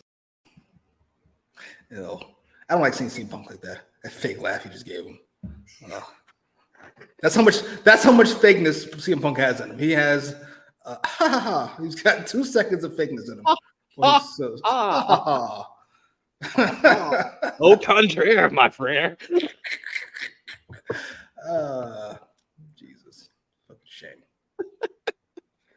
No, Big Man Dog saying Mercedes called Vince and all in was over. No, she called Vince and was like, I didn't know you worked there now. Probably that's what she said. All of them's I didn't know you worked there. We get a video package for Shane Taylor, who will be challenging Samoa Joe for the Ring of Honor World Television Championship this Sunday at All Out. Now, they showed a video package of Shane Taylor, but did not explain the fact that Shane Taylor won a tournament to get this matchup. They just randomly announced that it's going to be on the show on Sunday. You know, there's an alternate world where we don't do Punk and Joe at All In, therefore Punk doesn't go upside Jack Perry's head, and we do Punk versus Joe at All Out, and therefore we have a semi-decent pay-per-view. You're welcome. Could do that. I mean, All In was better for having Joe versus Punk on it. Oh, certainly, it was a great match. Great opener. So different than the rest of the card. I love the way it felt. It felt like a fight. Yes. It felt like a fight. Yeah, it felt like a scrap, basically. I wonder why. Punk was still on one. He did not look happy. I went back and watched that entrance. He did not look happy even in that entrance. Yes, he knew he fucked up. I've been in CM Punk's position before. That's why I can relate to him so much. You just fly off the handle, there you go. God damn it. I did it again. And you know, on the All In review, I said that this felt like Joe's best performance because it felt like Joe was able to breathe and felt refreshed in front of the stadium crowd. But now I'm realizing he just felt relieved that he was out there wrestling. It was like 5 minutes ago. I didn't even think I would be here. Right? Oh my god, my match got canceled at the last possible second. This is great. He had to talk Punk into going out. Really? Yeah. Really? He's the one that broke up the fight because Punk. I heard he broke up the fight. Yeah. Yeah. To be fair, he deserved it. I thought Matt Jackson is friends with. I thought the Elite were friends with Jack Perry. Matt Jackson didn't fucking warn him. Don't rush up. Don't rush up on CM Punk. Don't do it. He didn't rush on him. You walked up to him. No, he didn't. No. Let's say something. No. Go ahead. He didn't. He didn't. Go ahead. He didn't. Both sides have said that Punk was the one that went up to him and initiated it. Yeah, that's what I said. That's not what I'm saying. What you just said that Jack Perry don't go I'm up waiting to for you him. to He stop did go so I up to can him. go. Go ahead. First report was Jack Perry did everything wrong, and then CM Punk did everything right, which I immediately knew was nonsense. That's not how that works. I've known CM Punk for 20 years. There's no way he wasn't the first person to say something. That's not how that works. Jack Perry knows. He knows what my mom used to tell me. When you get in trouble, you better make sure your mom learns the story from you first. And that's what Punk did. Punk knew that story was gonna get out, and he went to the dirt sheets to get his side out first. Yeah, like he did with the whole glass spot to begin with. The whole glass story wouldn't have even been known if all that stuff about Punk banning people wasn't known first. It was Jack Perry walked up to him and said, "We have a problem." You see, Punk was like, "I have no problem with anybody," and then Jack Perry bumped him. This is nonsense. Love you, Punk. This makes no sense. Then the second story was Punk did everything. Punk walked up to him. Jack Perry was like, "Oh Lord," and Punk just punched him in the mouth. I'm like, that doesn't quite make sense either. Jack Perry. Here's what happened. I haven't read any reports, but here's what happened. I think it was close to the third one. Jack Perry walked backstage. CM Punk said, "You're a cunt," or whatever the version of that sounds like, for that general idea. And then Jack said, "Well, I just did it, so I don't know what to tell you." Then CM Punk got in his face, and then Punk pushed him. And then Jack Perry, they said Punk pushed him, and then Punch choked him out. Does that make sense to anybody? How you push somebody and then choke him out? Yeah, basically what happened was Jack Perry was in gorilla position, getting the cut that he had on his arm taped up by the doctor, and Punk was heading towards the curtain. So when he pulls up, he looks at Jack Perry and he says, "Do we got a problem?" And Jack Perry said, "Well, you heard what I said out there." He was like, "Yeah, you want to take this?" And Punk responded, "Yeah, you want to take this outside?" And Jack was like, "First, sir." Jack was like, "Well, you got that story out the way he did. He didn't like how the story came out and how it painted him." And then they got into each other's face. Punk pushes Jack. Jack gets back in his face, and then Punk puts him in a front face lock. Thank you. Nobody fucking pushes somebody and chokes them out. It makes no sense. Like logistically, it just can't work. He didn't learn his lesson from the push. Here, how about you fucking put you sleep, stupid? We said Joe should have won. Stop it. I mean, no. Hindsight being 2020, maybe. I don't know. We got Frantic World saying Joe was having fun beating up Punk. He's like, I thought they were cool. Yeah, they're probably cool, but I've been upset with my friend before if they wilding out like that. You're the one wilding out. How dare you be upset with anybody? Joe's wilding out? How is Joe wilding out? No, in these situations, you would be the one wilding out. Who, me? Don't let him trick you with this fucking nice guy persona he's had for 5 years, however long the channel's been running. He's a complete dickhead when he was a teenager, and it's a fact of life. I don't really know what to tell you. It is what it is. Whatever they not get demonetized version of dickhead is. Jesus Christ. ABB says, and as this is going on, Tony Khan is watching the match out, chanting CM Punk. He had the monitors. Jack Perry got pushed, and the monitors dropped on Tony Khan. Yeah, I gotta look into we gotta investigate this. Nigga, you were there. The fuck you investigating? Just tell me what happened. And then when Punk comes backstage, he's getting checked out by the doctor. Miro comes up to him. They have a little joking that some people didn't think were a joke. And then Punk went to Tony Khan, puts him in the locker room, and chastises him. Be like, "You gotta be a better boss." I don't ask for much. There you go. It probably cost you a couple weeks. He's like, cost you a couple paychecks. But thank God. Yes. Why does Jack Perry feel comfortable to go out there and do that? Let me repeat that. Not why does somebody feel comfortable to go out and do that. Why does Jack fucking Perry feel comfortable to go out and do that?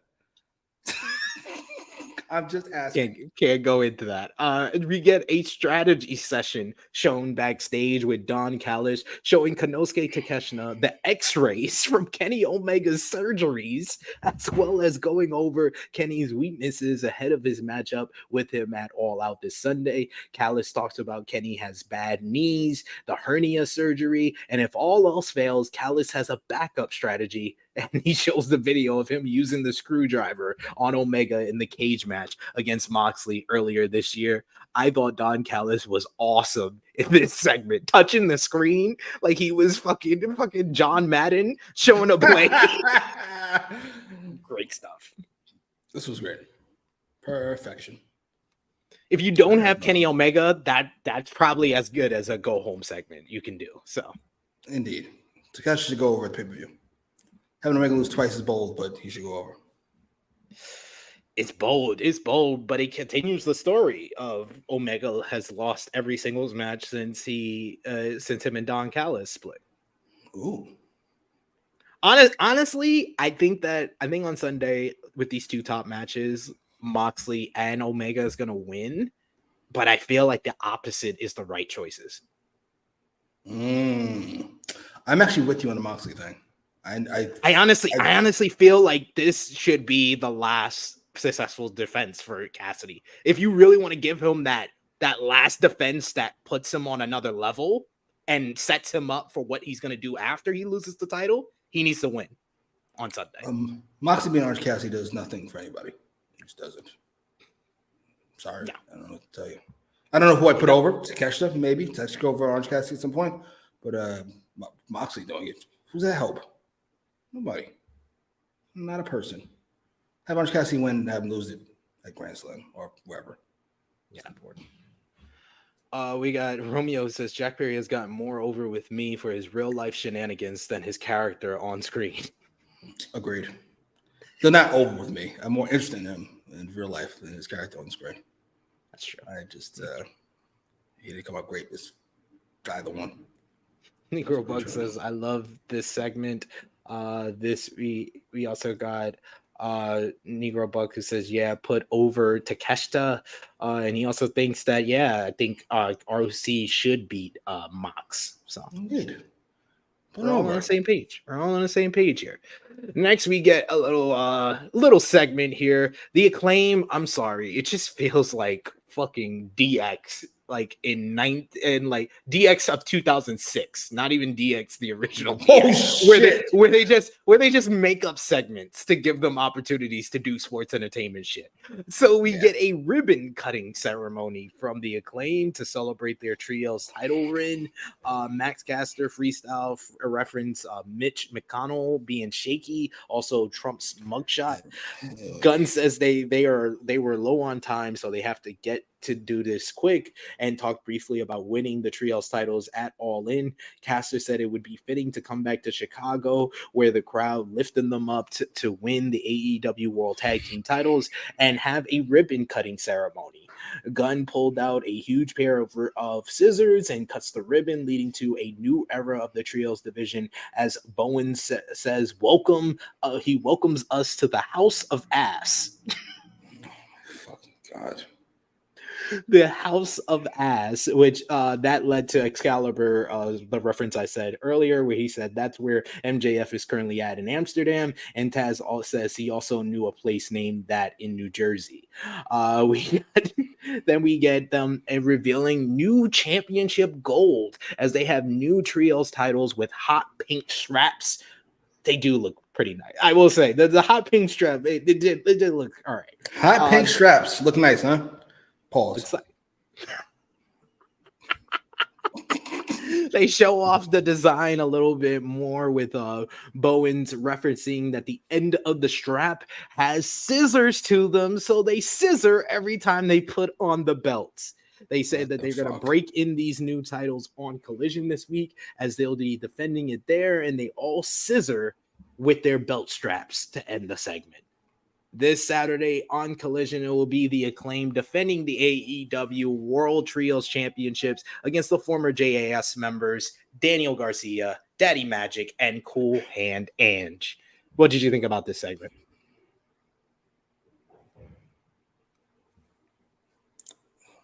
The House of Black. It's the coolest fucking motherfuckers on the roster. A fantastic gimmick, fantastic look. A major star in Malachi Black, and somebody who should be a major star in Brody King, and somebody who's married to a major star in Buddy Matthews. And this is what we lose to? The fucking Acclaimed? Are you serious? This tired ass gimmick. Oh my god. What the fuck is this? Boo. Boo. Boo all of it. I hate it. Oh, Hate it. The pink titles are not terrible. They're not as cool as the black and silver ones we just saw. Like, come on, man. I would like that if they make the trios titles the new TNT titles, where every new champion has their own design. Or we can just get rid of it. It was a vanity project for the Elite. We don't need them. The Elite are done with them now. Get rid of them. Hey, still got to get some use out of it. Got to sell them Acclaimed shirts and some fake belts. Yeah, I don't know, Trey, why Buddy keeps catching strays from Jimmy. I don't know. That's not love. I like Buddy Matthews. He had the best match in Collision history. FTR, also, Buddy, Bullet Club Gold was better. I forgot about that one. He had the second best match in Collision history. But his relationship was going well. I'm simply saying the clock is ticking. When you elevate to a new place in life as a man, you probably will keep your girl. But when your girl elevates to a new place in life over you, it's probably over. Sorry. I don't know why that is. I'm not going to speak to human nature on here. I don't want to get in trouble. I'm just saying that's usually how that works. Look at every Hollywood marriage where the producer marries some fucking random girl and watch that girl become like a megastar and ask yourself how many times did she keep her husband? Never. We get the line. You're married to Steve Austin, sir. It's over. You were married to fucking Val Venus and now you're married to Steve Austin. You're not keeping your spot. I'm sorry. We get the lineup for Sammy got rid of his girl. He didn't even go that high up. Brianna jumped way up. She's a star of Monday Night Raw. Keeping Buddy Matthews, it's over. Sorry, sir. We get the rest of the lineup for Collision and Rampage at this point. The only other matchup for Collision that they announced, which I'm really looking forward to, Dax Harwood going one-on-one with Switchblade Jay White in a preview of the 8-man tag at All Out. You also got on Rampage this week is going to be that ROH Tag Team Battle Royal, plus the debut of Brian Keefe, one of the top independent wrestlers in the world, going one-on-one with Hangman Adam Page. And you also got the Tag Team Women's matchup of Sky Blue and Willow Nightingale versus Taya Valkyrie and Anna Jay. Any comments on those? Nope. Fucking yes, Mark Merrow. Absolutely. Thank you. That's perfect. Don't need to say no more. Mark Merrow. Exactly. How'd that work out once they became a star? Then what? And don't forget to talk about Bailey and Java boyfriend. You know that's over. Like, what are we talking about? Buddy better beat MJF tomorrow. Otherwise, this is over. I'm rooting for you, buddy. But just saying. Just saying right rooting here. for you. Oh my god. Oh, we got here.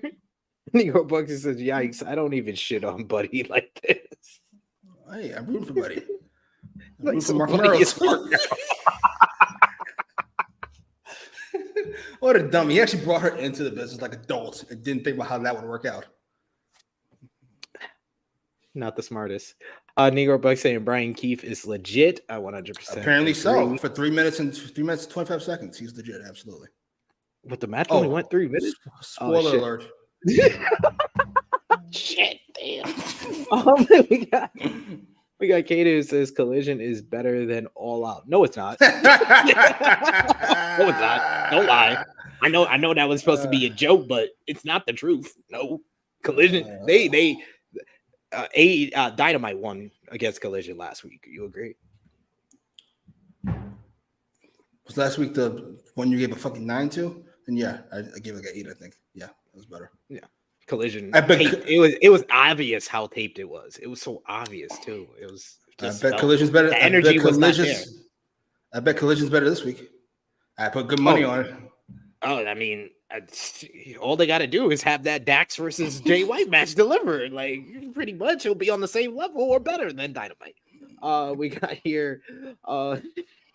We got Negro Buck who says, "I'm rooting for you, buddy. Are you?" I am. I'm not gonna get her, so I'm rooting for Buddy to keep her. But come on, man. Sorry. Sure. Sorry. Anyway, that leads Go to the Impact. main Win the belt on Impact. Be the main guy on Impact. That's better than the mid guy on AEW. We got Orange Cassidy defending the AEW International Championship against Penta El Zero Miedo, with the winner of the matchup moving on to verse John Moxley at All Out. I had little interest in this matchup going in, but the one thing I could say is the biggest compliment to this matchup. They made me care and they made me into this matchup, and it wound up being a great main event matchup. So many different spots that were memorable, like Penta catching Orange Cassidy on a tope suicida, catching him into a gorilla press, and then launching him into the guardrail. We come back from break, and Cassidy hits a tope suicida, but Penta responds with a somersault plancha. Penta hits a clever springboard leg drop off the bottom rope, but Orange Cassidy comes back with Stun Dog Millionaire. He then follows up with a swinging DDT for a 2 count. Penta cuts off Cassidy in the ropes and hits a backstabber as we go to our final commercial break. When we come back, they're trading strikes. We get Penta hitting the Made in Penta for a great 2 count. That came first we get him trying to go for the arm breaker, but Orange Cassidy uses the power of the pocket to stop him from breaking his arm. This leads to a great exchange where both guys go destroyer crazy, delivering destroyers to one another. 3 in That's a row. A great exchange. It's Great the dumbest exchange. shit I've ever seen. I loved it. I loved every second of it. He tried to catch Penta with the orange punch, but Penta catches him with Made in Penta for a 2 count. We then get Cassidy, who is beach break, but he didn't get all of it. So Penta's able to kick out. Penta hits a violent looking Fear Factor on the apron. He almost gets the cover, but Orange Cassidy is able to get his hand on the rope. He then follows up. He finally is able to break the bad arm of Orange Cassidy. He hits a proper Fear Factor in the middle of the ring, gets 1, 2, Orange Cassidy kicks out.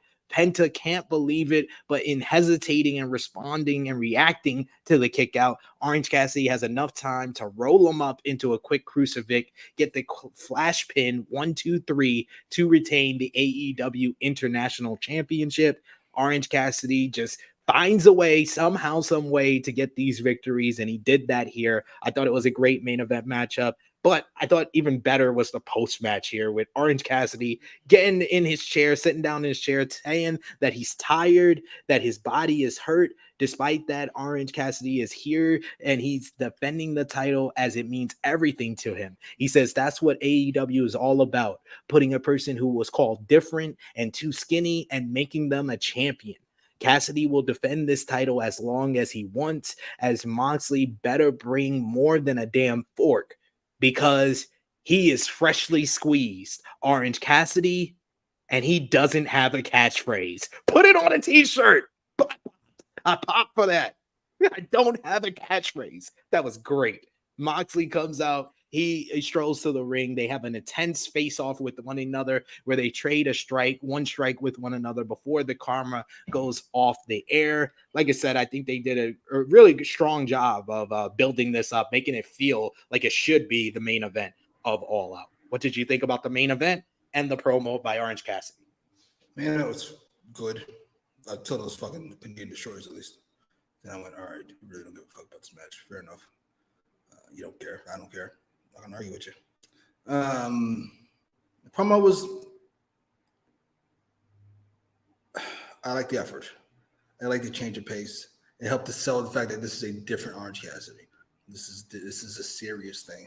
Moxley feels like somebody we can't even pretend to joke around with.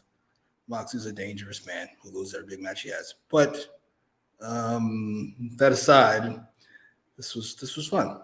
To me, this felt like the first week of a proper build-up for Orange Cassidy and Moxley. Unfortunately, it was the last week. So take that for what you will. Good luck to you. This has been main event. I can't even think what else would be.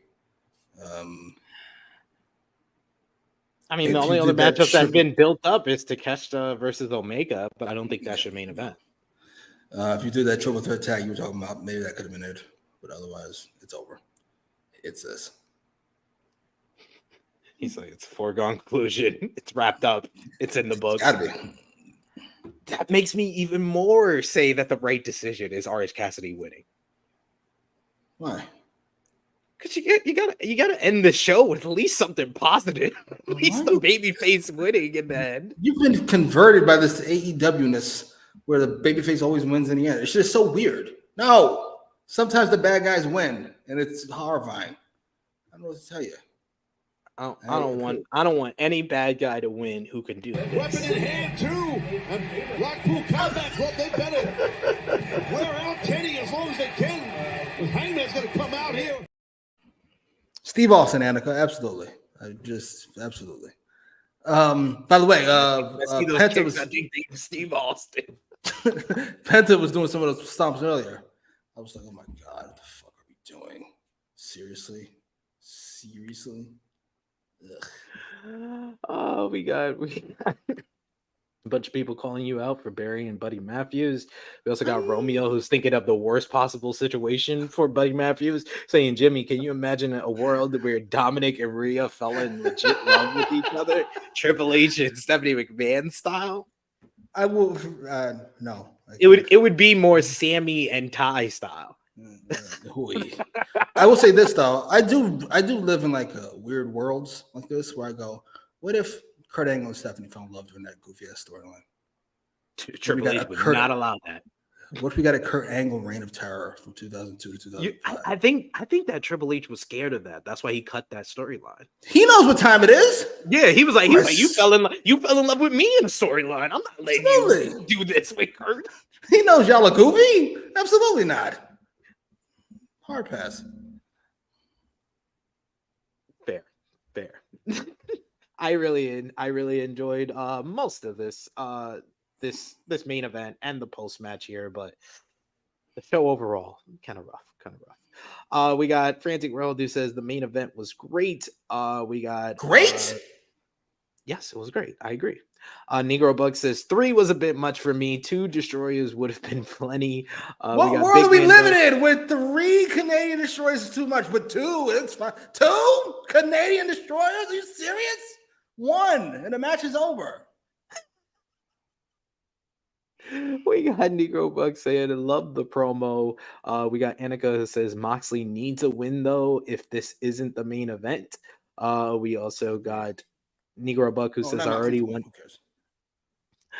wanted to see LC versus Mox, but this show made me get even more invested. They did a good job making it feel like the main event. Annika says the 2 workhorses of AEW. Yeah, these are the 2 guys in the past year who they've called on the most, who have stepped up the most. Not named MJF, of course. They should go away the most. Outside of Britt, Moxley, Orange Cassidy can stay. Take a break. Your character's needed, and more importantly, your body's needed. Sorry to break it to you. That's how that works. Perverted sex. Ooh, what the hell? Go in the Wrestling Watch-Alongs brand and please play the clip labeled perverted sex. What? Awesome. Let's see this. I'll play it at the end. That's what I'll do. That's how we'll end the show. But let's put our thumbs in the middle for the August 30th, 2023 edition of AEW Dynamite. In 3, 2, 1. You're going thumbs down. I'm going thumbs in the middle. Out of 10, what did you give the show? 6.25. Give it 6.5. I'm grading it like Cardinal Hayes. We passed if we got a 65. So it's thumbs in Hayes. You don't remember. We passed with a 70. No, I passed with a 65 one time. Where? At Hayes. Not Cardinal Hayes, you did not. Yes, I did. Where'd you go? Somewhere after that. No, I didn't. I went to Cardinal Hayes with you. Afterwards? Oh yeah, I went to St. John's, but they didn't give you numbers. They give you letters. That says thumbs middle. I skipped most of my college classes. I did. Wait a minute. Nobody's going to check up on me? I can just show up if I want to show up. Shit. That's what happened to me. That's what happened to me. Shit. He won't see me in that Discover New York. I've discovered New York already. Yeah. I'm gonna give it a 6.5 out of 10. Your MVP for the show, Jimmy. And Maxwell Jacob Freeman, most valuable player. What did I enjoy the most on this? I'm going to give it to the Kingdom. Shockingly so. Roderick Strong and the Kingdom. I am going to co-MVP as well, Roderick Strong and the Kingdom, as well as Toni Storm. My MVPs for the show. Those are the people I enjoyed the most. Our Antoine Khan least valuable player award. Who do you give it to? Fucking Antoine Khan. The fuck is the show? What is this? This shit is jarring to me. This is an embarrassment. Hire a booker, sir. You cannot blame Tony Khan for Bray Wyatt passing away. You cannot blame him for the hurricane that kept people away from this show. You can't blame him for people getting sick. You can't blame him for people getting suspended. I can't blame him for being right there for the backstage fight. That's why I specifically said people getting suspended. I was gonna say you can't blame him for the backstage fight, but you were right there. But you can blame him for that. But you can't blame him for people getting suspended. All of that saying. No, it's actually Mega, the legal department, but that's long. Over the boss who suspended somebody? The legal department is over the boss, the CEO of a company. Show me your working chart, sir. Who tells you what to do on this channel? What planet does this work? Go ahead. All of that saying, we can blame him for the fact he's known for 2 months he was going to have back-to-back pay-per-views and did not give a fuck about the second pay-per-view. What was the harder fucking sell of the two shows? It's egregious. It's just egregious. So, LVP for sure. Or Bryan Danielson versus Kenny Omega match of the night. Who you got? Do we have to? Do we need this award? It should probably be the main event. Those Canadian Destroyers are fucking egregious. I can't get past that. Those Canadian Destroyers was the best part. Oh, see, then that shows you it's definitely not the main event. I'm going to go with Eddie and Yuda. Sadly. I'm going to go with the best match on the show, Orange Cassidy versus Penta El Zero Miedo. Destroyers be damned. We got in the chat, Negro Buck saying TK LVP. He says 6 out of 10. Frantic World says 6.5 out of 10. Safet says MVP Toni Storm. Louis saying, I know Jericho is involved in his own creative, so he gets the LVP. We got Trey Jones who says Jericho gets LVP and tomatoes thrown at him. We got Caden. He said he's known for months about these shows. It's not hard to plan. It's hard to write when you're half of I won't use the word I was going to use. I don't get in trouble. But when you're not smart due to the way you were born and the deficiencies that go on in your brain. Jesus Christ, Jimmy, let's relax. We could have just put up this picture. Let the people know where they can follow you on social media, sir. At Twitter, at YouTube, at Jimmy Macram. I'm just down. Yeah.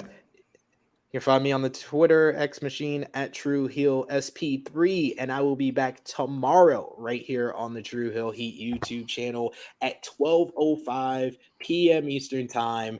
I will be myself, Benno from Post Wrestling and the Grabble App podcast, as well as NK from Wrestle Things. And yes, we have the wonderful task of breaking down the card and giving our predictions for this Sunday's pay-per-view, AEW All Out. So join us live here tomorrow, 12:05 p.m. Eastern Time for that. And also check out our AEW All In review with myself, True Jaw Josh, and Chris G. And check out this week's edition of Collision Discourse with myself and Sober Guy JJ. Follow the gang, Facebook, Twitter, Instagram at True Hill Heat, patreon.com/True Hill Heat for more exclusive content. The Raw Report will be up later today. And yes, I will also be here on Saturday, 11:05 a.m. Eastern Time, the True Hill Heat flagship podcast, where we will break everything down that is including CM Punk and Jack Perry. Everything. The Miro fight, quote unquote. Samoa Joe separating things. Tony Khan. All of that. We're going to break it down on Saturday, 11:05 a.m. Eastern Time. So join us for that. For Jimmy Macram, it is me, your True Hill Phenom. What happened? Where's the pervert sex? Oh, yeah. I was going to play that to close the show. I said that. I don't need all this. Nobody's watching anymore. 24 people watching. What are you even talking about, sir? What are you even talking about, sir? I didn't know there was still losers watching. Apologies. Apologies, losers. I'm glad you stuck around. He's making me move to a whole nother band to show you this because Romeo is a pervert who gets this clips about perverted sex. And here we go. I want to have that kind of perverted sex.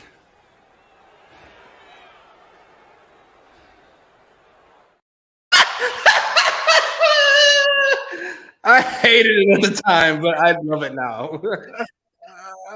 Cardango commits. He commits.